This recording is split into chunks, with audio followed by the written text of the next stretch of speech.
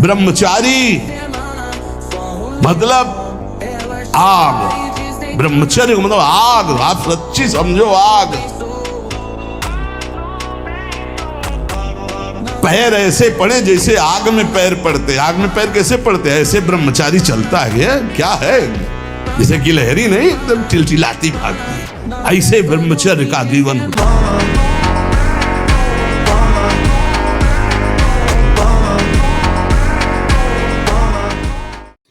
जो भिक्षुक ब्रह्मचर्य का आनंद प्राप्त करना चाहता है उसको अच्छे अच्छे पदार्थों के स्वाद पाने वाली जिह्वा पर काबू करना होगा।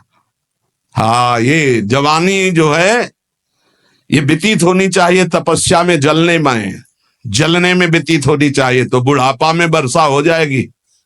गर्मी की बात वर्षा आती है ना, जलोगे तपोगे तो वर्षा हो जाएगी। अगर पहले ही भीजे भोगों में पड़े रहोगे तो बुढ़ापा में सड़ोगे। फिर ध्यान रखना, पक्की बात समझ लो। सड़ना जानते हो किसे कहते हैं? अगर ध्यान हो आपको हितधाम में, एक 70-75 वर्ष के वयोवृद्ध वेशधारी जो बोल रहे थे, तुम हम दोबारा पुनरावृत्ति नहीं करेंगे बोलने की, वो बोल रहे थे, आप लोगों को ध्यान होगा कि महाराज बचा लीजिए 75 साल का हूं, ऐसे से ऐसा ऐसा ऐसा। इसलिए ब्रह्मचर्यरत भिक्षुक को चाहिए किसी भी विपरीत शरीर से परिचय न ले, एकांत मिलन की बात ना हो, किसी भी तरह से अपने मन की कमजोरी सामने वाला ना जान पावे। ब्रह्मचर्य भिक्षु को चाहिए कि वासनावर्धक पुष्टिकारक भोजन, पेय, वार्ता, दृश्य इनका परित्याग कर दे। जैसे बहुत ज्यादा ईंधन हो तो अग्नि उतनी ही ज्यादा बढ़ेगी, ऐसे जितना पौष्टिक आहार करोगे उतने काबाग्नि बढ़ेगी। शरीर का श्रृंगार, शरीर की शोभा, शरीर को सुख आराम देने की भावना वाला कभी ब्रह्मचारी नहीं हो सकता। बहुत सावधान। जब भगवत मार्ग में चले तो अंगूठी की जरूरत क्या है? जब भगवत मार्ग में चले हैं तो किसी भी तरह के आभूषण की जरूरत क्या है? भगवत मार्ग में चले तो कंघा की जरूरत क्या है? भगवत मार्ग में चले हैं तो चिकनाहट लगाने की जरूरत क्या है? सजाने की जरूरत क्या है? वैसे ही तेजों में सजे रहोगे। बहुत सावधानी की जरूरत है और व्यायाम अत्यंत आवश्यक है। ये नहीं कि हम बहुत सेवा करते, नहीं। अरे ब्रह्मचर्य को बचाने के लिए 1 घंटा व्यायाम की जरूरत है। दवा कोई वर्जिश से बेहतर नहीं, नुस्खा है कम खर्च, बाला नसेन शक्ति बढ़े फुर्तीला है, चोट न अधिक पिराए, अन्न पचे चंगा रहे, कसरत सदा सहाय। कम से कम 1500 दंड बैठक मारियो, फिर 2-4-6 घंटे पद्मासन सिद्धासन में नस नाड़ी एकदम शुद्ध, तब वो ब्रह्मचर्य लगना चाहिए कि ब्रह्मचारी जा रहा है। ये पानी से शुद्ध हो जाओगे, पानी से केवल, जैसा घी लगता है ऐसा पानी लगेगा। प्राणवायु का संशोधन करके प्राणायाम कह नहीं रहा है, हफ्ता भर भोजन नहीं मिला, गंगा जल से काम चलता रहा है। जब कभी कहीं मिल गया तो फिर 30-35।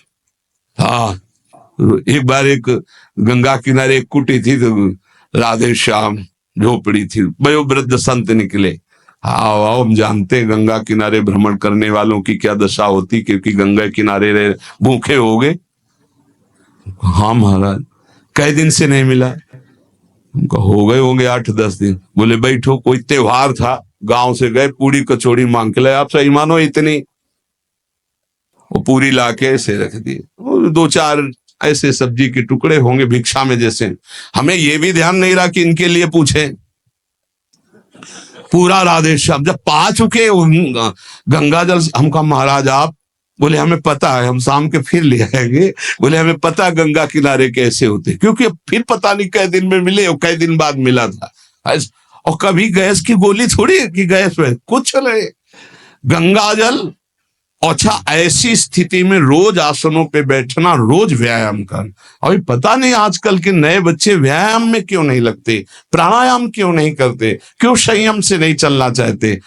को बोले समय नहीं है। समय आधा घंटा 1 घंटा तो व्यायाम होना चाहिए। ये व्यायाम जरूरी है, गृहस्थ हो या विरक्त, आधा घंटा व्यायाम।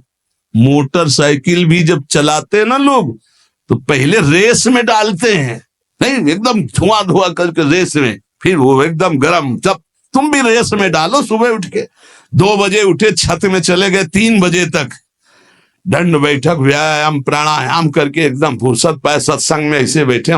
ब्रह्मचारी मतलब आग, ब्रह्मचर्य मतलब आग, आप सच्ची समझो आग।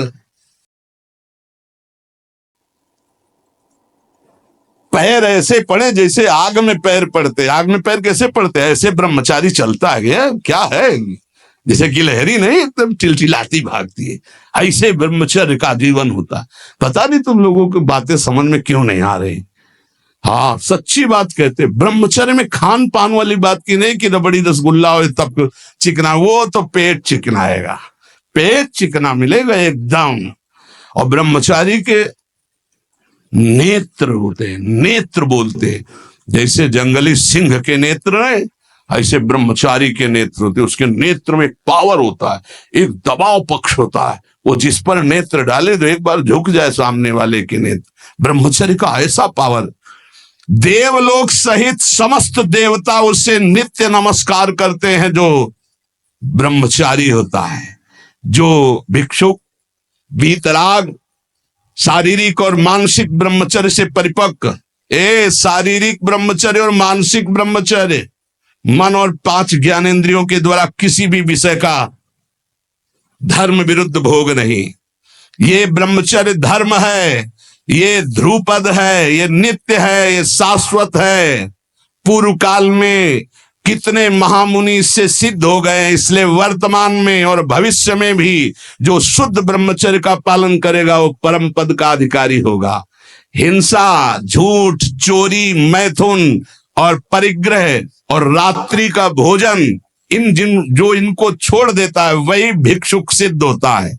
फिर सुन लीजिए, हिंसा मन वचन कर्म से किसी भी जीव की नहीं, झूठ बिल्कुल नहीं बोलना, चोरी किसी की नहीं करना। चोरी का तात्पर्य है अगर किसी का खेत है, किसी की वस्तु है, किसी का अधिकार है, हम बिना पूछे नहीं छुएंगे।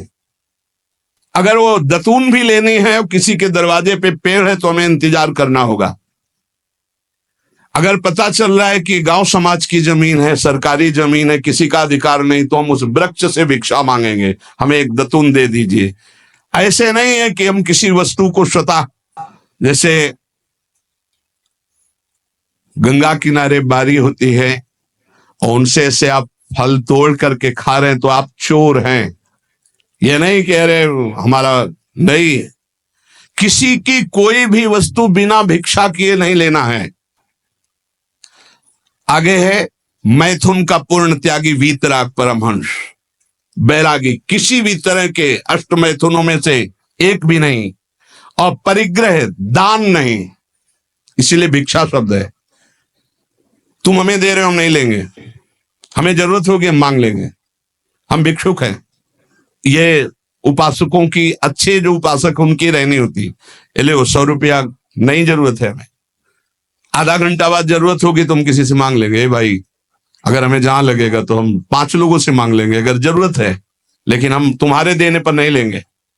तुम्हारे देने पर दान होगा और हमारे लेने पर भिक्षा होगी। हमें जब आवश्यकता होगा, जहां से श्री जी प्रेरित करेंगे, हम मांग लेंगे, हमें नहीं चाहिए। हिंसा, झूठ, चोरी, मैथुन, परिग्रह और रात्रि का भोजन, ये साधक कभी रात्रि में भोजन न करे। और सूर्य अस्त होने के 30 मिनट पहले या 30 मिनट बाद, बस इसके आगे नहीं जाना चाहिए। जिसको ब्रह्मचर्य रहना है, साधना में रहना है, एक 9, 10, 11 बजे आराम से आप खूब बतरा बतरा के अच्छे अच्छे पदार्थ पा रहे हो, ये सब साधना के खिलाफ बात है। अगर इस समय भोजन नहीं होता, 4, 5, 6 सूर्यास्त के 30 मिनट पहले और 30 मिनट बाद तक, फिर आप पानी पी के काम चलाओ या दुग्ध ले लो 200-250 ग्राम। भोजन भरपेट मत करो, क्योंकि हमें 1 बजे रात्रि से जगना है, 2 बजे रात्रि से जगना है, हमें साधना में लगना है। और ठसाठस 11 बजे तक यहाँ पा लिए तो 10-11 बजे तक के लिए वो प्रमाद स्थिति पैदा कर देगा। रात्रि का भोजन निषेध है साधु के लिए। या तो सूर्यास्त होने के पहले या बस सूर्यास्त होने के बाद ही 30 मिनट बाद तक, मतलब 7, बहुत बहुत अधिक 7:30, 8, इसके आगे नहीं। 9, 10, 11, 12 ये सब नहीं। गृहस्थों की बात अलग। वीतराग परमहंसों का हमने स्वभाव देखा है, सूर्यास्त होते होते जो कुछ, बस फिर इसके बाद शांत। ये रात्रि को भोजन तो एकदम निषेध है, 8 के बाद तो पाना ही नहीं चाहिए, ये नियम बना लो।